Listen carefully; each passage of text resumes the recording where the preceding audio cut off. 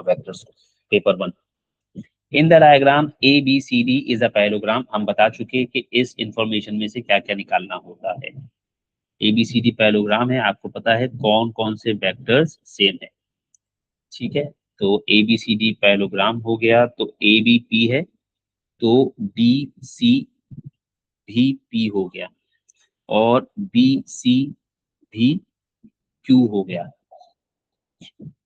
P is the mid point of BC। ये जो BC है उसके बीच में एक पॉइंट है P। अब क्योंकि P बीच में है तो BP कितना है?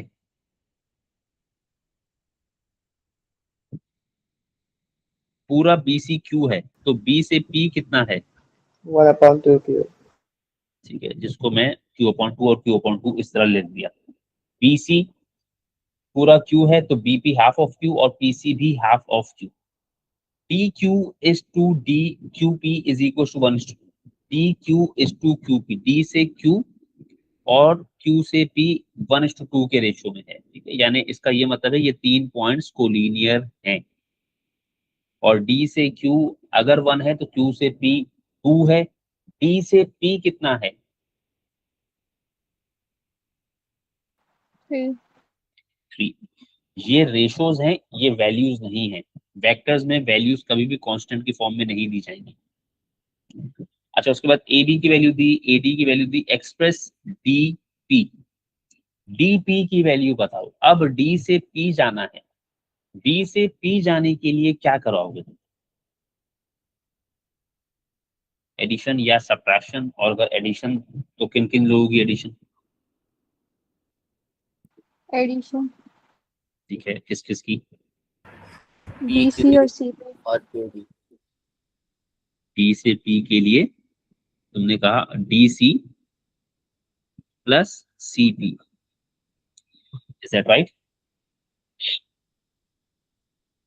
यस। और आप ऐसा भी कह सकते हैं कि डी से ए से बी और फिर बी से पी, है ना? पर उसमें 3 वेक्टर्स हैं तो डेफिनेटली ये वाला ही रास्ता अच्छा है। डी सी कितना है बताइए? P पी सी पी कितना है वो बताइए? Q/2 Q/2 नहीं है, -Q/2 -1/2। -1/2 Q या -Q/2। ठीक है, माइनस का ख्याल रखिएगा, डायरेक्शन का ख्याल रखिएगा। ठीक है, वैल्यूज तो आपको नजर आ गई, डायरेक्शन का भी ख्याल रखना है। सही है, आपको P से C Q/2 दिया हुआ है, C से P -Q/2 हो जाएगा। सही है, चलिए उसके बाद डी क्यू। आपको डी से क्यू बताना है इन terms of P and Q. अब या तो ये एडिशन है या ये सब्ट्रैक्शन है या ये रेशो है।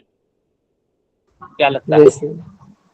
अगर आप इस पे एडिशन लगाना चाहेंगे तो एडिशन लगाने का मतलब है आप डी से ए और फिर ए से क्यू, राइट?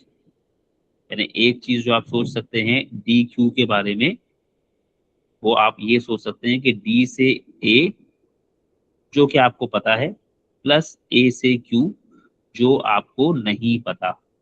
और सवाल कितने नंबर का है? 1 नंबर। 1 नंबर का। तो अगर आप ये एडिशन वाली चीज को वर्किंग कंडीशन में लाना चाहेंगे तो आपको ए क्यू पता करना पड़ेगा, जो मार्क्स को जस्टिफाई नहीं कर रहा। Is that right? और कोई एडिशन का रास्ता बनता नहीं है, तो फिर उसके बाद एक ही ऑप्शन रह जाता है, वो है रेशो। डी क्यू, हमें एक रेशो दिया हुआ है D Q to Q P. अगर मैं उस रेशियो को यूज करूं तो फिर मुझे क्यूपी पता होना चाहिए। ऐसी बात है ना, जो रेशियो सवाल ने दिया हुआ है, अगर मैं उस रेशियो को यूज करना चाहूं तो वो है D Q is to Q B is equal to 1:2। क्या मैं ये वाला रेशियो यूज करूं? नहीं। ये वाले रेशियो को यूज करने के लिए फिर आपको क्यूपी पता होना चाहिए। ठीक है, अब दिया हुआ जाहिरी तौर पे एक ही रेशियो है, बट पीछे और रेशियोज भी होते हैं। D Q is to D P, कितना है ये रेशियो? 1:3. 1:3. और अगर आपको समझ में आए तो आप डायरेक्टली ये वाला स्टेप लिख सकते हैं जो मैं अब लिख रहा हूं, DQ is equal to 1/3 of DP। चलिए, क्या DP की वैल्यू पता है?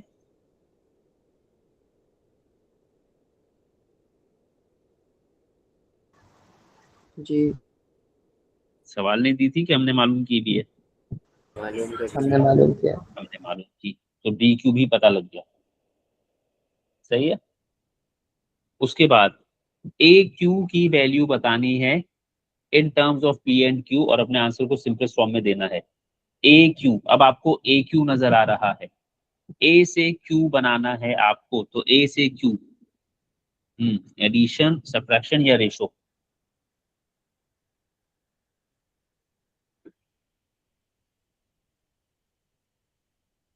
क्या करूं A से Q जाने के लिए?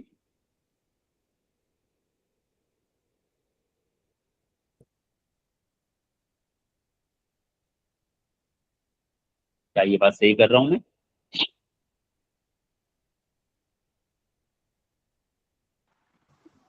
जी, सब्ट्रैक्शन होगी। सब्ट्रैक्शन क्यों होगी? A से D और फिर D से Q।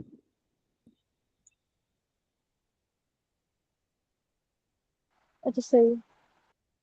AD कितना है? Q। DQ कितना है? 1/3P -1/6Q।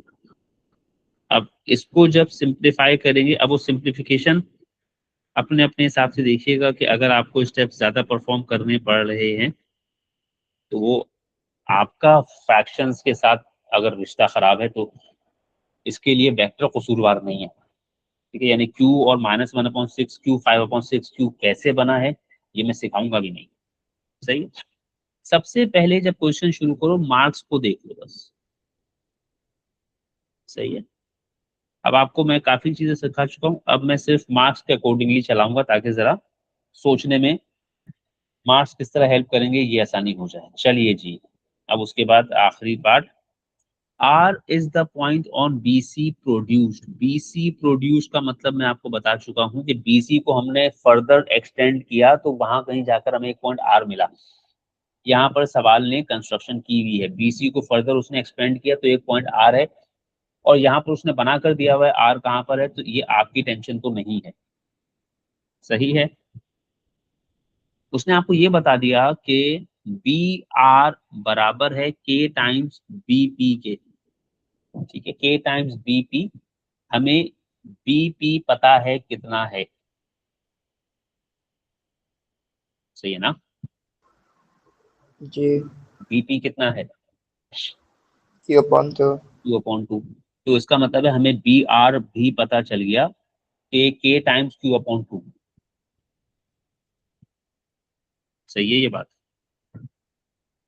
यानी मुझे BR का पता लग गया, K टाइम्स Q/2, जिसे हम अमूमन ऐसे लिख सकते हैं। आप K टाइम्स Q/2 लिखना चाहें वैसे भी लिख सकते हैं। ठीक है। ठीक है. Express AR in terms of P and Q and K। A से R की वैल्यू बतानी है। चलिए, यानी A से आप R को ज्वाइन कीजिए जिस तरह से भी आपसे हो।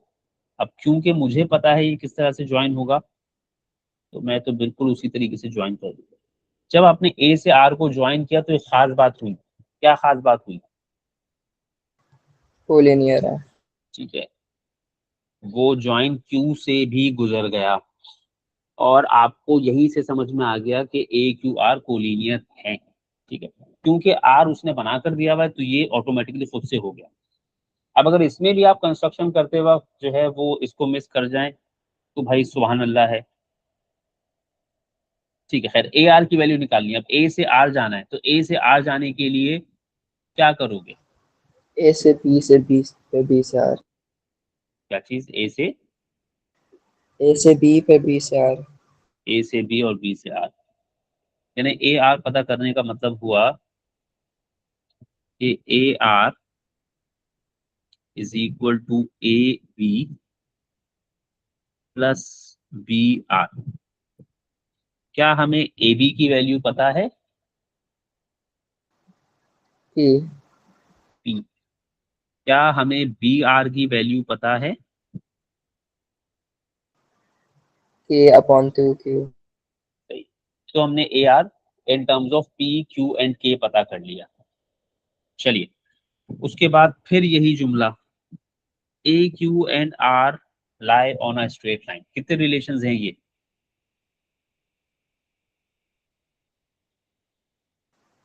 3. एक हो गया A Q is K times Q R, एक हो गया A Q is K times A R, और फिर उसके बाद क्यू आर इज ए के टाइम्स ए आर। पहली चीज तो ये रिलेशन मैंने इतने सेंटेंस को पढ़ते हुए सही लिखे कि नहीं लिखे?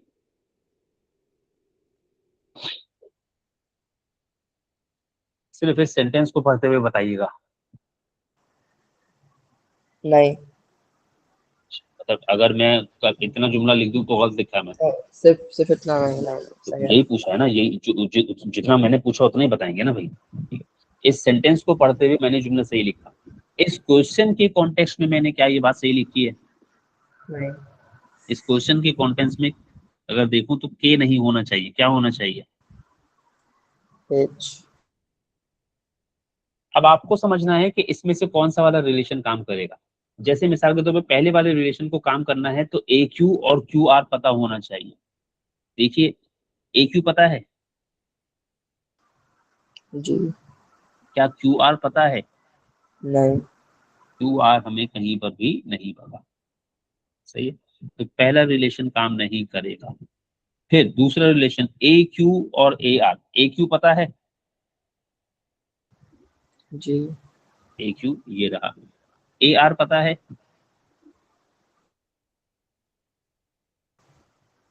G.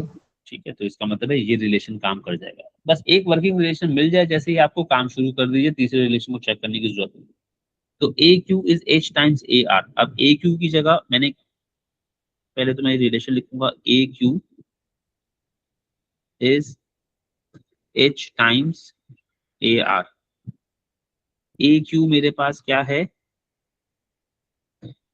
5/6 Q plus 1/3 P is equal to H times A R. तो H times P plus K upon 2 Q. इस ब्रैकेट को पहले एक्सपेंड कर दीजिए। 5/6 Q 1/3 P H times P plus H K upon 2 times Q.